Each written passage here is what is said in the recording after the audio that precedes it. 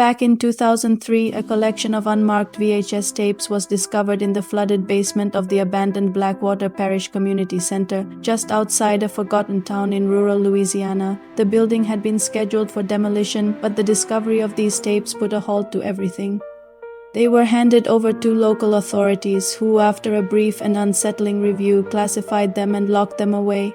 For years, they were just a local legend, a ghost story whispered among residents. But last year, through a series of anonymous leaks, the contents of these tapes began to surface online, and what they reveal is deeply disturbing.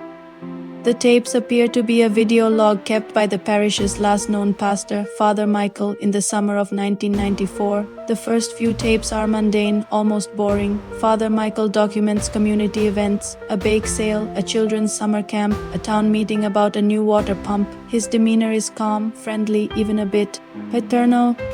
He talks about the tight-knit community, the peacefulness of the surrounding swamplands, and his hopes for the parish's future. Everything seems perfectly normal, but if you pay close attention, you start to notice things. Odd shadows flickering at the edge of the frame, whispers on the audio track that sound just a little too distorted. To be wind, faces in the crowd that seem off.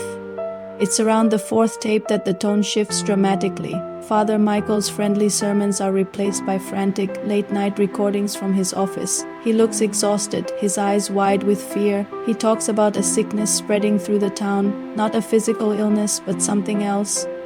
He describes it as a hollowing out, a draining of the soul. He mentions parishioners becoming withdrawn, their eyes vacant. He speaks of strange symbols being carved into trees and door frames overnight. He begins filming from his window, capturing blurry footage of figures moving through the woods at night, figures that don't walk. Quite right. He becomes obsessed with the town's history, digging into old parish records. He learns that Blackwater wasn't the town's original name. It used to be called something else, a name that had been purposefully erased from maps and records. He discovers that every 50 years the town suffers a similar sickness, always followed by a period of mass exodus or unexplained disappearances, after which the community rebuilds as if nothing ever happened, with no collective memory of the event. It's a cycle, and Father Michael realizes with growing horror that the cycle is beginning again, right on schedule. The later tapes become almost unwatchable. The camera is shaky, often dropped. The audio is filled with static and what sounds like guttural chanting. Father Michael isn't documenting community events anymore. He's documenting his own descent into terror. He barricades himself inside the community center. In one chilling clip, he films the main hall, where the chairs have been arranged in a strange spiral pattern facing the stage. He whispers to the camera that they did it, they got inside.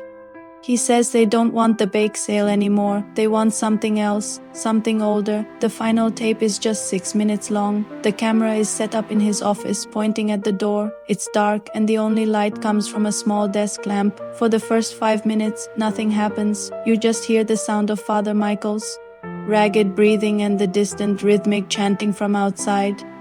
Then you hear a soft, polite knock at the door. Father Michael lets out a sound, a sob, a gasp, and whispers, "They're here. They have my voice." The doorknob slowly begins to turn. The camera is knocked over and the screen goes black. The audio continues for another 30 seconds, filled with sounds I can't even begin to describe.